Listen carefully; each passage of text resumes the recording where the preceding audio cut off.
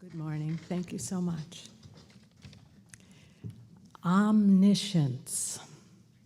Knowing everything is one.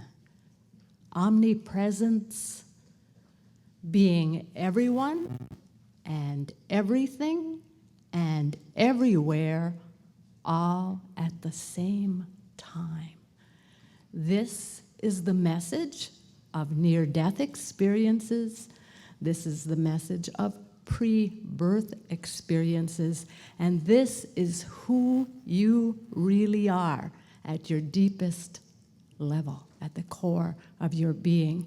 And this conference is a celebration of that truth, that message.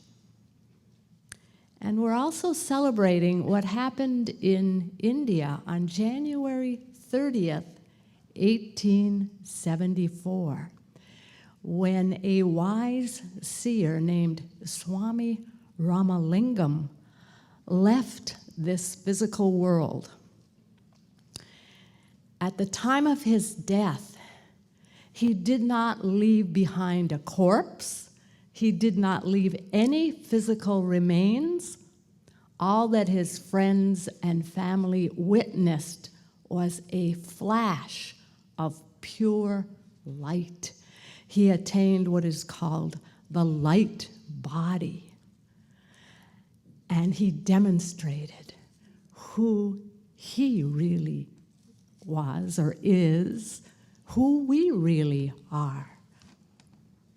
And this is what near-death experiences are teaching us about these higher states of consciousness and the pre-birth experiences which we have been focusing on.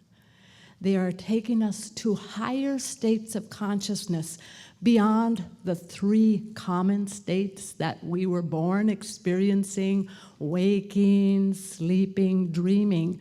We're going beyond that and experiencing states of higher illumination. And what we're focusing on are people who have natural pre-birth memories. We call these people illuminated souls.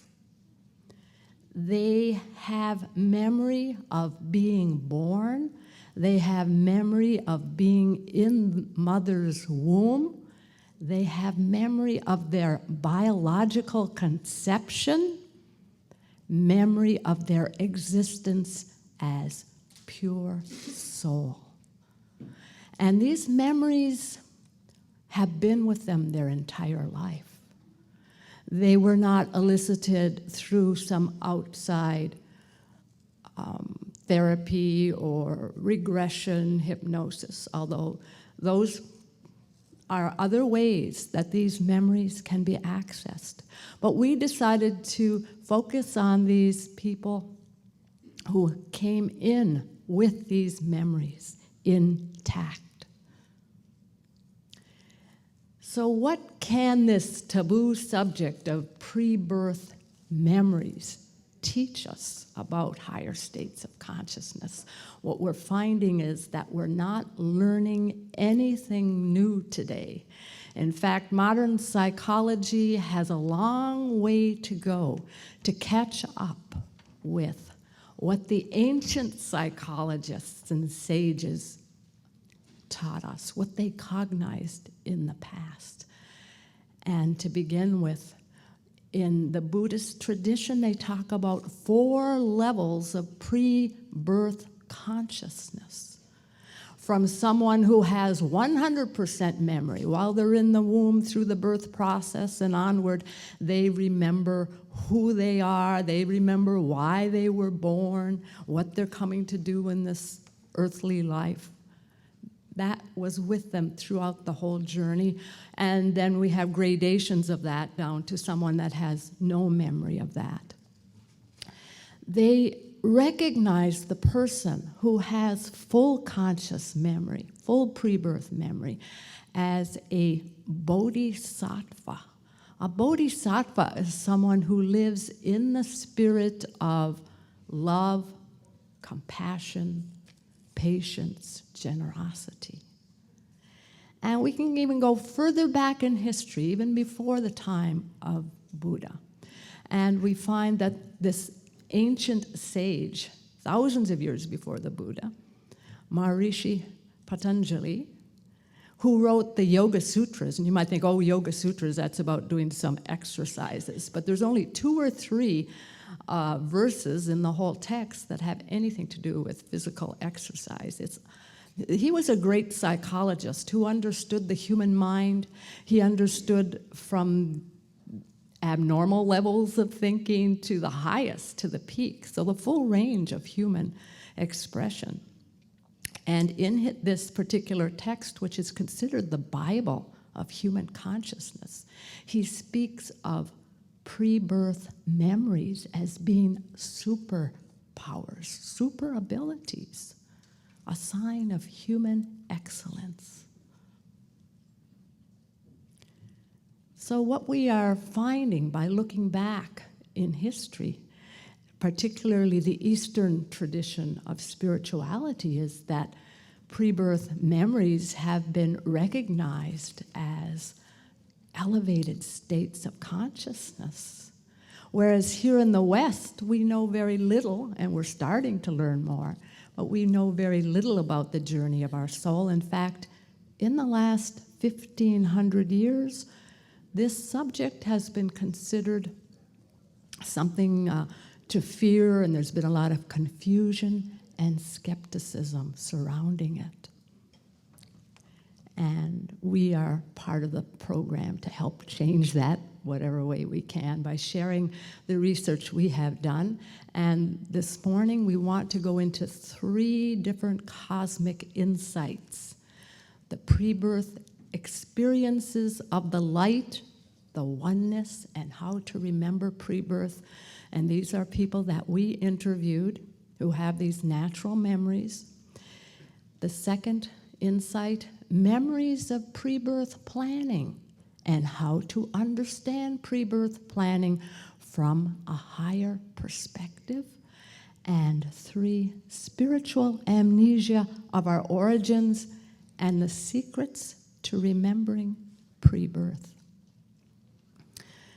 So let's begin with the first cosmic insight, and we're going to share memories of people we interviewed, and these stories are in our book, Cosmic Cradle. Memories of that state of consciousness, of that oneness, of the light, of that same experience that near-deathers report. So what we find is we're just having a little blip of experience here in our human bodies. Prior to this, there's an eternity, and afterwards that eternity. So it's just a small portion of our existence.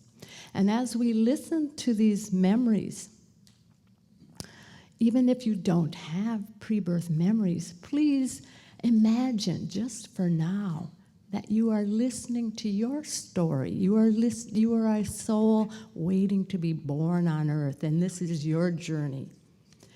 And this is how these people are describing it. It's coming from a dimension of eternity, of everlasting, of illumination, of knowing that they're one with everything, knowing that they are unconditionally loved.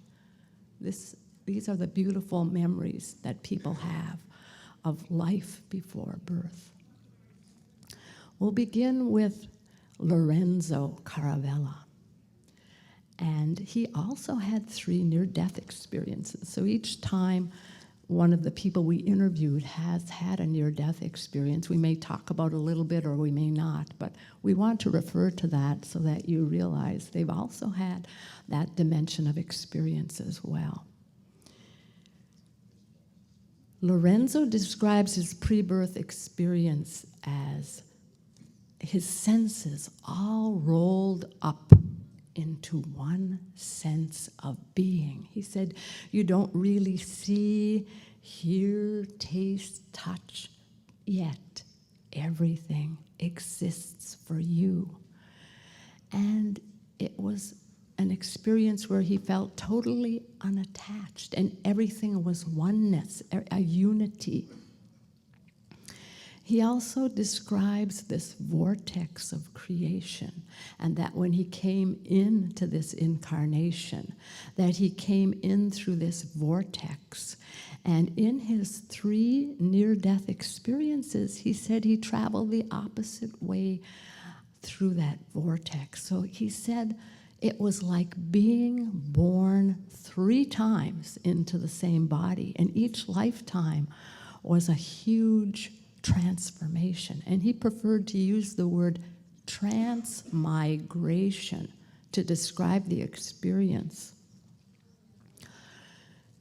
Because it was, he said he chose these 3 near-death experiences. That was part of his pre-birth plan. And he said he did that because each of those near-death experiences took care of 1 lifetime of karma. And so he said he just wanted to end this cycle of being born and birth and death over and over, which he recalled lifetimes of. And so he chose 3 times to have this experience. The next person is a mother of 6 children. Her name is Summer, and she remembers past lives, and she also had a near-death experience right at the time of coming out the birth canal, and you can read the details of that in our book. And she recalls coming from pure light, a dimension of pure light in between lives, and she describes herself and says, "My individuality was barely audible. Yet I had a subtle feeling of myself. There was still a subtle minus, identity, ego, and individuality. I also felt the presence of God, of not being one with God, but being in God's womb, so to speak." Next, we have the memory of Floyd. Floyd is someone who remembers his past life as a Tibetan monk who fled Tibet during the escape into India. And when he got into India, he remembers the death in that past life. He remembers the interlife journey, and then coming into his mother's womb in this life. And he chose a very difficult life. He chose to be born in a conservative religious family in Utah, where they didn't accept any of his spiritual memories. And he had a very, very difficult time. And so we have all the details in our book about that. He describes being in the void, and he said the void was a holy place that evil could not touch this realm.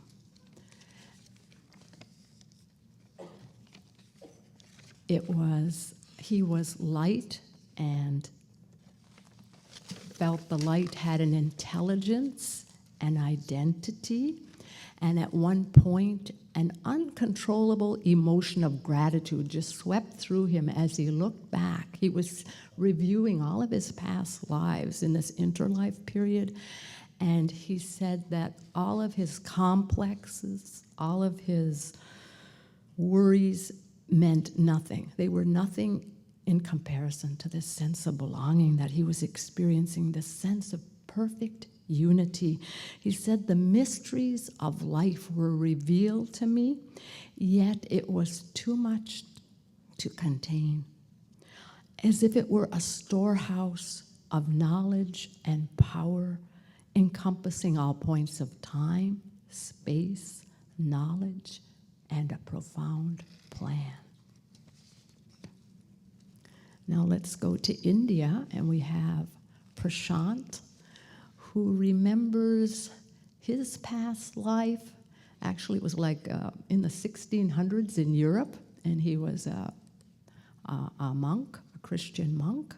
And then he remembers the interlife period and coming back into this incarnation. It's very interesting how he describes his memory. He said it's like Google Earth, where you're zooming in closer and closer and closer. And he said he was aware he didn't have a body, he was just a point of consciousness. And when he got about 100 feet above the ground, his attention was drawn to a happy couple. They were holding hands and singing in a marketplace. And he zoomed in closer and closer to the woman. And he entered her womb. He remembers the clothing they were wearing. The mother was wearing an orange, traditional Indian sari, and the father was wearing a light blue sweater and blue jeans. When he came into the womb, he said he looked up at his mother, and it was as if he was in a swimming pool, and he was looking up through a luminescent fluid. So he was born with this memory and thought, well, what is this? Is this some dream? He didn't talk about it until he was 17. And he sat down with his parents and shared his memories. And they were totally shocked. Because when the couple was 4 months pregnant, they were wearing those exact clothes. They remember the exact date. It was a friend's engagement ceremony that they had been to, and it's the only time they held hands and sung a song in the South Delhi Extension Marketplace. So Prashant said, what a time for my soul to enter, because his parents were very, very happy on that day. Beautiful entrance. And a beautiful validation. They said they were wearing that exact clothing and pinpointed the day to the 4th month of pregnancy. Next, we have Dr. Cheryl Mackin. And some of you may know Dr. Cheryl because I'm sure she's shared some of her near-death experiences here. And she's never talked about her pre-birth memories until I questioned her. I said, Cheryl, have you had any pre-birth memories? And she said, well, yes, I have. And she hesitated a bit to share them, but decided, well, this is the truth. This is what I remember, and I will share them because this is real. She said, I remember being in a different time, space, and dimension. I was in the presence of a great light, a wonderful warmth. It was a place of the high hum of the universe. And she was with little light beings like herself, and they were not totally solid like people. And they were filled with innocence and exhilaration, like children getting ready to celebrate Christmas or go to a birthday party. They had that kind of exhilaration. And she said we were one, we were all light, yet we were distinct from the light. She said, looking from where I am now, it was like a wonderland, surpassing anything that we know on earth to be love. Everything was more pronounced, like roses opening up. And she said, I don't have a description to properly describe it. She said, just to think about it, just opens up her heart chakra. She feels a floating feeling. And she said, wouldn't it be wonderful if everyone allowed themselves to remember when we get to this side? She said, most people get cut off or cut down if they talk about it. So that's a beautiful story from Cheryl, and we'll hear more. Neil will be talking more about her pre-birth memories in the next section. Diane Cook is a beautiful spiritual healer here in the United States. And what's interesting about Diane is she remembers going back to the ultimate source, going back to the origin of when her soul split off from source. And she says, when I was that flame, that undefined, unformed energy, I only felt expansion and the truth of that. I also remember the first time I dropped off from Source, and I chose to go down a separate path. She felt a gravitational pull to go and a force to stay. So there was a tugging in both directions because it was so perfect to stay there, and yet the force to go was more important. My soul's enthusiasm wanted to explore, and it won over the safety and comfort of staying at the source. And she said, to know yourself, to know who you really are, you have to separate and then come back.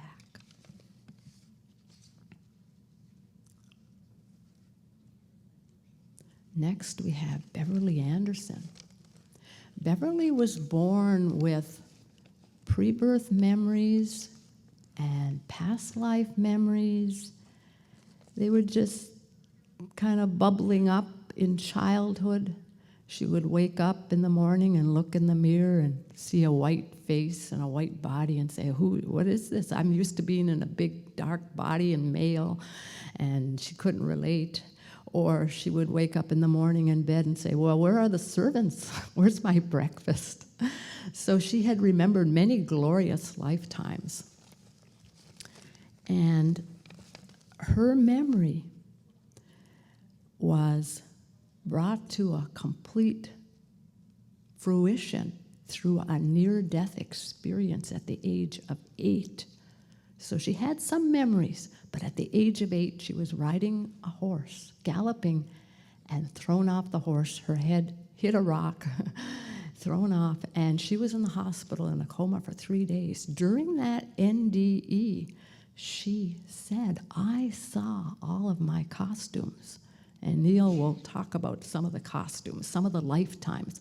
She saw the different lifetimes. She saw the interlife planning between those lifetimes. I said, Beverly, how far back does your memory go? I remember coming from the all that is as a projectile of light. I remember being spat out, pushed like a projectile, and I was screaming through the universe like a little spark of light, a little star. I clearly remember stars whizzing by, but there was no sensation of movement. There was no density, no up, down, no left, no right, no time, no sensations of colors, sound, or heat. I knew I was going somewhere. I didn't know where. I just felt sheer exhilaration, unlimited possibilities, that desire to explore. So we'll hear more about her memories when Neil gets to tell you about that.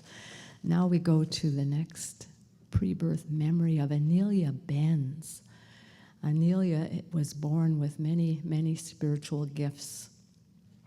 And she's now in California, but she was born in Chile to parents who were very well-educated physicists. She describes her journey from non-singularity to singular human, and she said it was going through multiple levels of vibration. And so it began from non-singularity, in other words, from oneness, and from there to divine conscious awareness singularity, to universal consciousness, to sentient collective consciousness, to species-specific singularity, to human collective singularity, to singular human. And her journey into mother's womb at the time of birth is quite dramatic, and we'll leave that for you to enjoy and read on your own.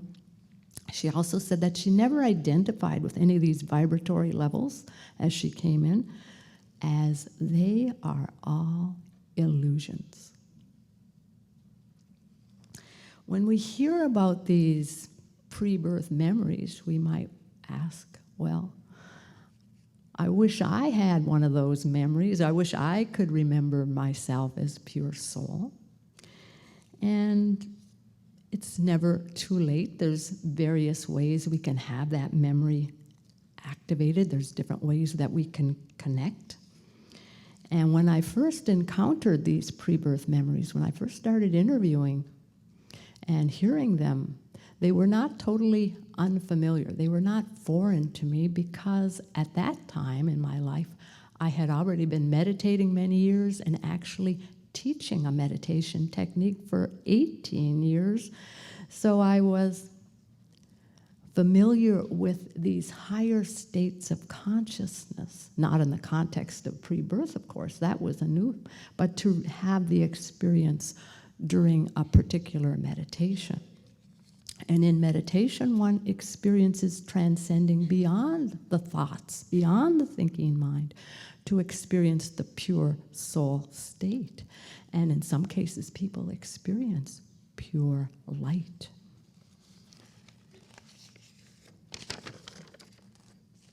So if you're interested, our recommendation is, if you haven't had a pre-birth experience, is to set aside time on a regular basis and practice a daily meditation. Meditation is a very good tool for opening up your intuition, opening up your awareness to higher realities, to who you really are. And at this point, I want Neil to add some points about meditation from his personal experience in terms of pre-birth.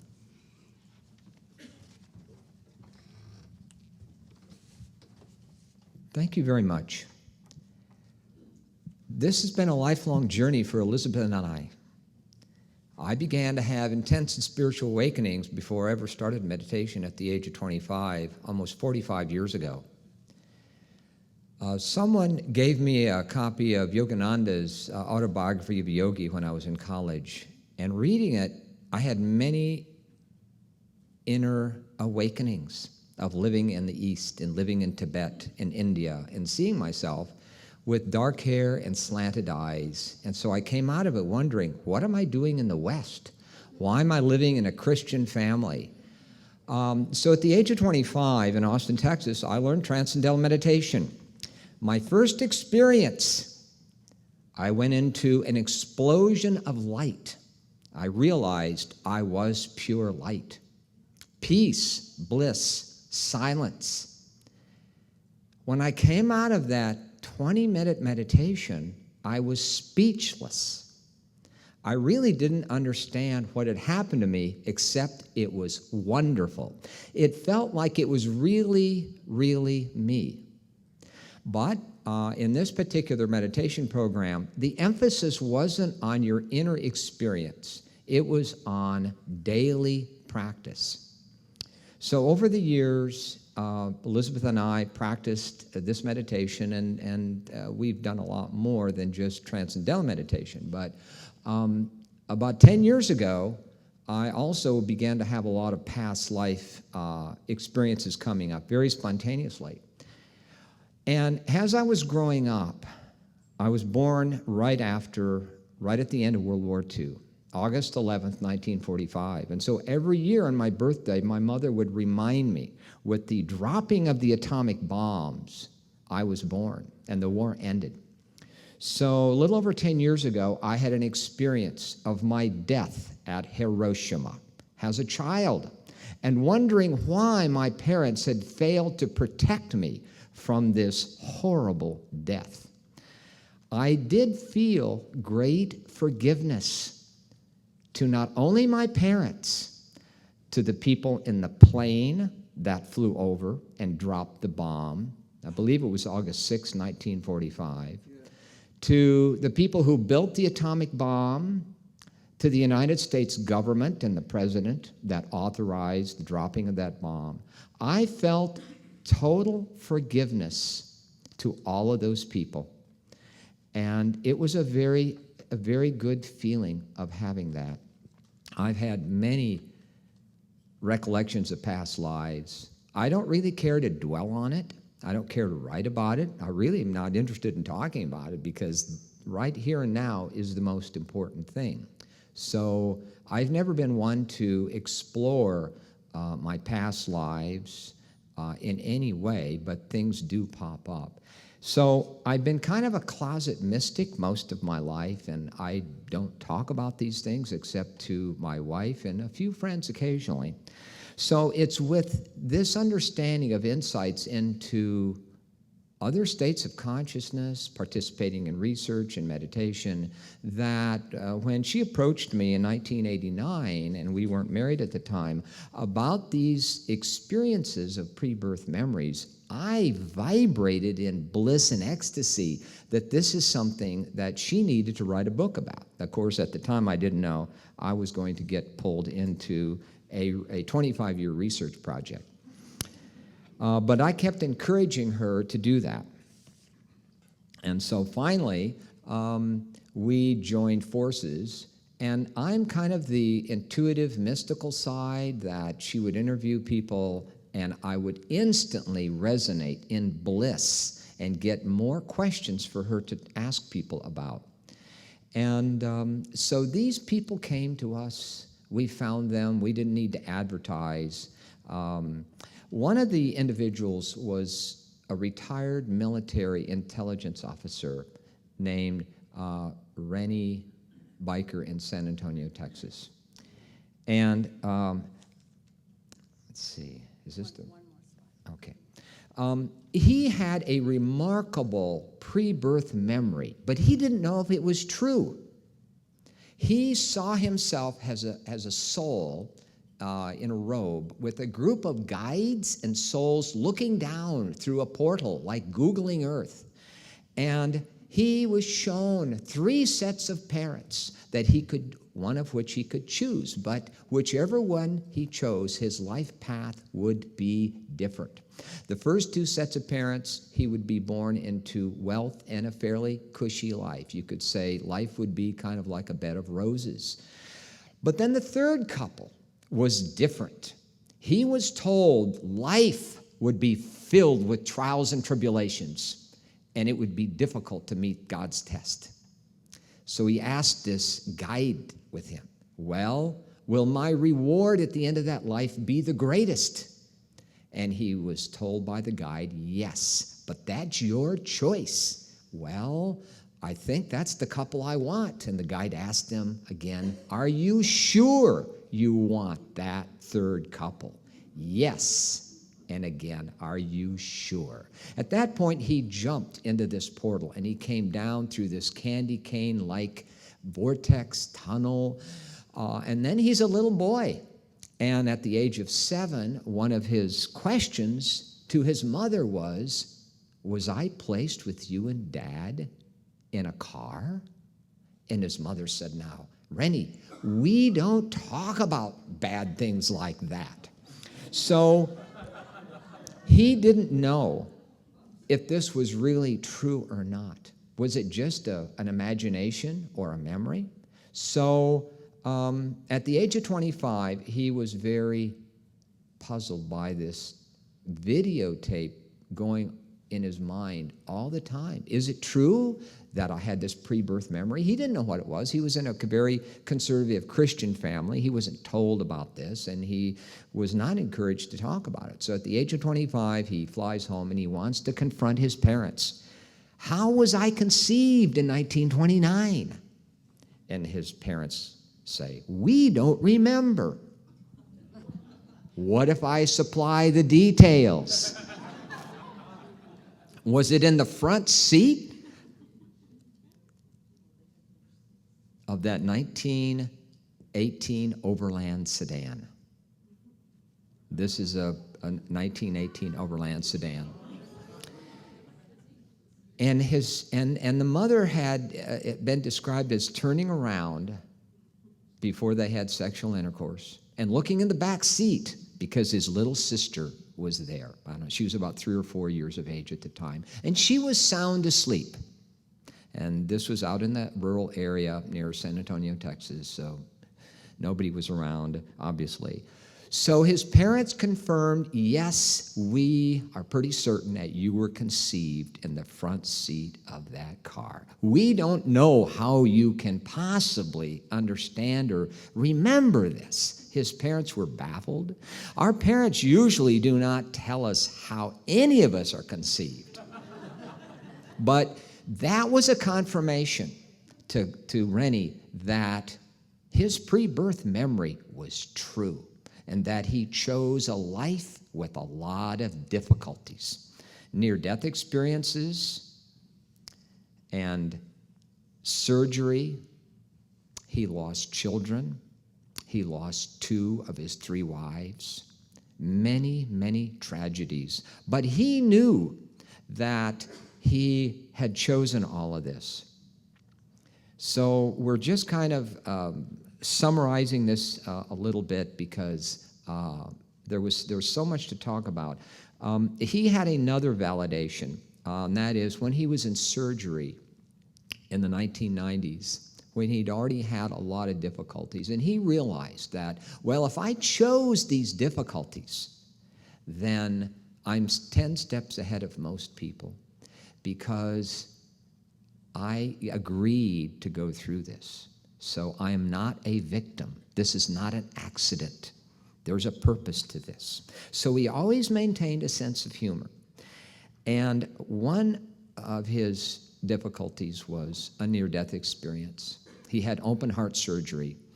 And for him, it was not easy because he was a big man, 6'5". And he recalls the surgeon telling one of the nurses, look, we don't have clamps big enough to open his chest up. Go down to the furniture store and get some heavy-duty clamps. So he joked with the surgeon afterwards about what happened in his surgery, and that one of the surgeons was betting he wasn't going to survive. But during that surgery, he had a very powerful near-death experience. He encountered his deceased son, who had left behind 2 grandchildren for Rennie to finish raising. And again, Rennie wasn't sure, did I really meet my departed son or not? Well, his son gave him a secret about gifts that had been hidden at the hangar out at their ranch that nobody knew about. Gifts for the boy and gifts for the girl, the grandchildren. And the gifts had been hidden away because his son felt like, my wife might throw these out and my son and daughter will never get these gifts. So he hid them away. Nobody knew this. And then Rennie, before he left this visitation experience with his son, he told him, he said, I don't want to go back to Earth.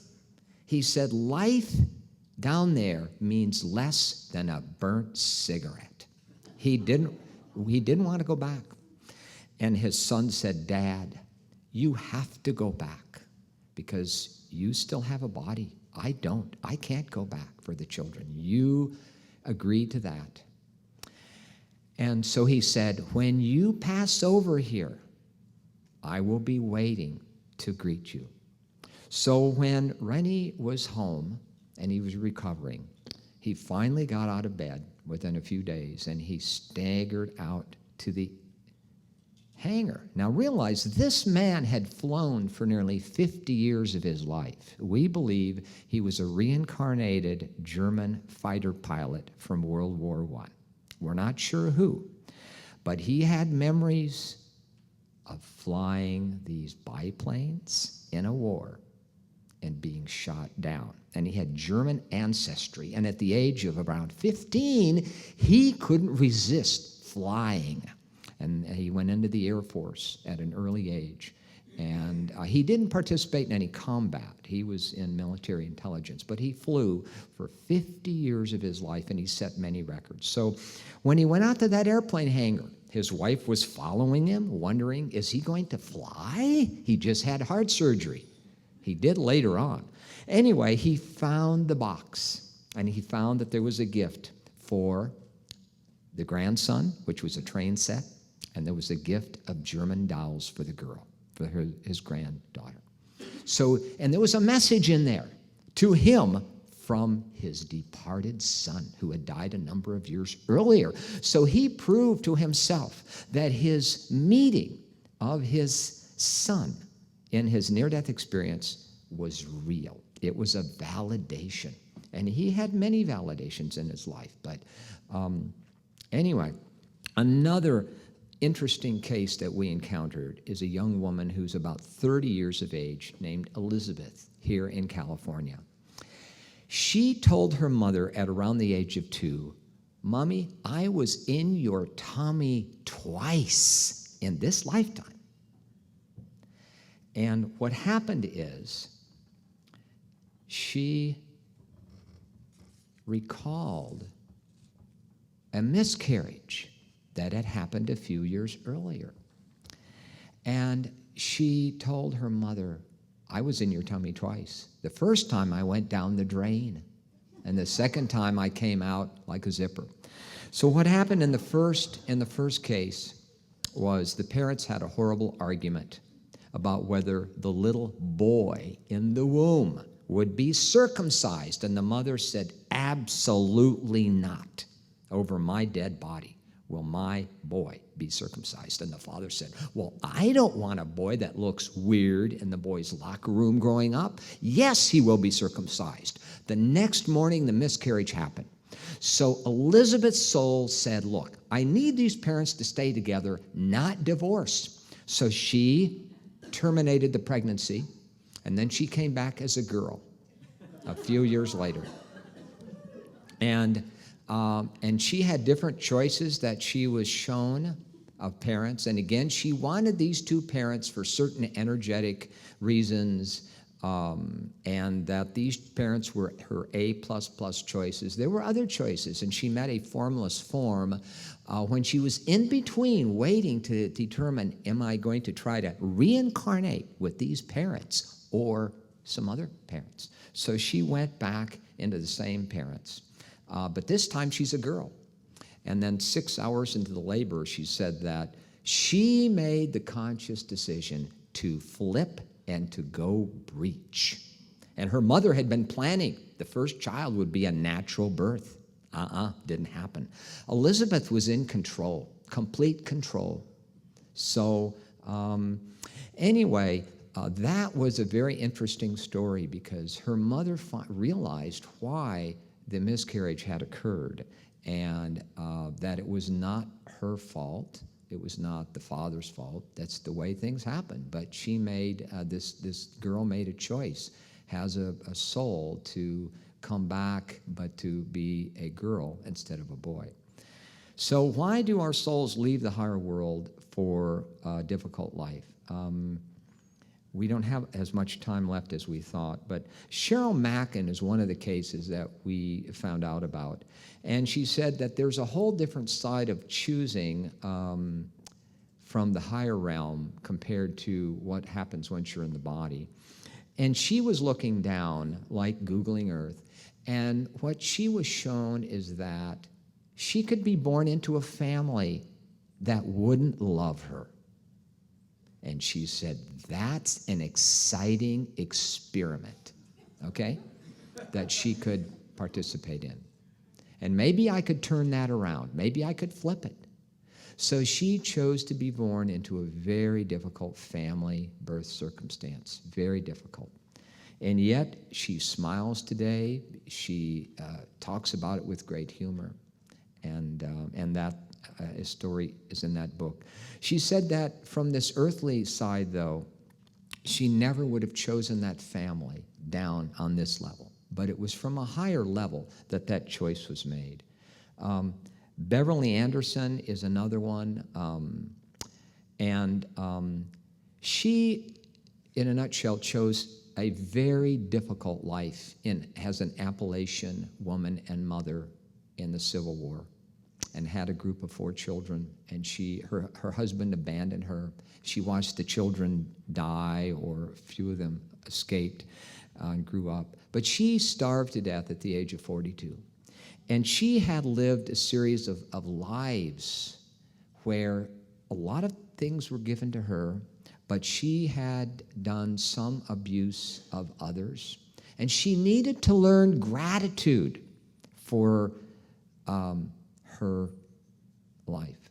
So she chose a very difficult life as an Appalachian poor mother with 4 children and abandonment. So after that life, she realized that that was a gift, that her soul needed to learn that experience. And so she returned in 1954, and we met her in Austin, Texas. She's an amazing person, and she's brought a very highly evolved son into the world. And so there's more about her in the book. This is a little bit of some pictures from Appalachian. This is not her, but the building that they had, the home, was dirt floor, very, very difficult, and she was illiterate. So it was a very difficult circumstance that, it's hard to imagine how we can choose these very difficult, these very challenging lives. Okay, I think that, so basically the message that Beverly wanted to share with us is that we are co-creators, we are not victims, that we are learning from whatever happens to us in life, that these are not accidents, and that we need to take advantage of these lessons, these tests. Lorenzo, who we spoke about earlier, he called life a divine experiment. And he was a very enlightened being who came in with pre-birth memories. He meditated through his life, a very involved person. He wrote a book, The Mouth of God, and yet he died a few years ago. But friends of ours said he was in great bliss, even though he had this cancer that had come back after his 3rd near-death experience. And he was telling these people that, well, maybe I have this suffering in the body, but I am in bliss. And that's how he went out. So now Elizabeth will make a few more comments about cosmic insights. Okay, we'll move quickly through this 3rd cosmic insight, spiritual amnesia of our origins and secrets to remembering pre-birth. Basically, what's happening is there's forgetfulness starting in the womb at the time of birth. What we're focusing on here is information that comes from ancient scriptures in India, such as the Garbha Upanishad. Garbha means womb, and in this ancient text, it's described the whole fetal development physically and psychologically, that the fetus is not some ball of flesh, but it's actually a living being with a personality and feelings. And at 3 weeks, the soul anchors once the heart starts to beat. According to these ancient scriptures, that's the sign that the soul has entered. I believe, from what I have learned from other sources of information, is that it does become more intensified or concrete as the pregnancy advances, but there is some anchoring, subtle anchoring. In this text, they also explain that as the baby is floating in the amniotic fluid, it begins to review its past lives. And it starts to lament to some degree, oh no, not again. I've done this before, not again. And when the baby is born, well, actually, it cries out to God and says, please help me. I'm caught in, I've just come from the light, I've come from the bliss, and now I'm trapped in this prison cell, and everywhere I move, I'm constricted. And so the unborn in this, according to this text, is taught to meditate, taught to realize that it's a spiritual being having a human experience, and it's given a primordial sound, so hum, meaning I am pure consciousness. I'm not just this physical body in mother's womb. And so the little baby settles down and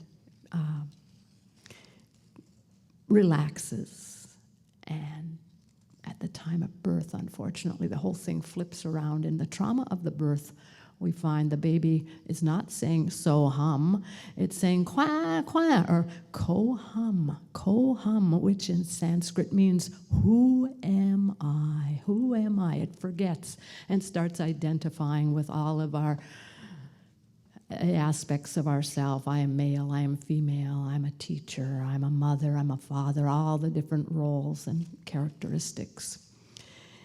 And what's interesting, in our book, we give other examples of descriptions of how the memory fades away and we forget. But I like this one. It's more complete. And also, it kind of makes us wonder, well, what does it mean when the baby is kicking in the womb? Perhaps that's the time when it's remembering the past lives and expressing some resistance. I'm just making an interpretation here, one possible one. Or when the baby is sucking the thumb, and we can see all these ultrasound pictures, babies sucking the thumb, seeking some comfort, some nourishment. Or when the baby's scratching its head, thinking about those past lives. Oh, what did I do? And oh my goodness, I got to go and do it again. So that's something to think about from these ancient scriptures. They may be revealing more to us than we would expect. Also, according to this tradition, the soul is located in the subtle heart. And so when the heart first starts to beat, that's when the soul comes in, and it remains in that position, in the heart. And we'll go through a few slides here. There's the heart there, right around the third rib. And right here, we'll go quickly, just to give you an idea, different angles. Now we want to talk about how to overcome the spiritual amnesia. And I want to share one possible avenue that could happen through this ancient text we mentioned earlier, the Yoga Sutras. And according to this ancient sage, when the virtue of aparigraha is established, which is a virtue of loving kindness, of compassion and love for others, and not clutching on to accumulating and hoarding objects. So aparigraha, when one is established in that virtue, when that happens in our evolution, then we will naturally remember the past lives, the pre-birth state, all of the journeys of our soul, and even future lives. So it has kind of a parallel to the bodhisattva idea from the Buddhism we mentioned earlier. A parigraha is someone who is able to let things go. If they get some new things, they can let go of the old things, and they don't accumulate more than they need. Also, they're more generous, donating, volunteering, sharing what they have. And I know we're running out of time, so let's just quickly review the highlights of what we've shared with you this morning. We've talked about people with natural pre-birth memories of the light, the oneness, and we've talked about meditation as being one way that we can remember that. We've talked about the challenges of pre-birth memories, people that have chosen very challenging memories, or challenging lives, and why they chose them. And we've also shared with you some examples of how the amnesia happens, according to this tradition from India, and there's other examples in our book. and the secret to remembering it in terms of developing certain virtuous characteristics. So to close, I just want to share a beautiful quote from the Sufi poet Rumi. He said, "Where did I come from? And what am I doing here? I have no idea. My soul is from elsewhere, and I am sure of that, and I intend to end up there." So we thank you all so much, and we'll be happy to answer any questions at the bookstore after lunch, because we're running late right now. Thank you so much.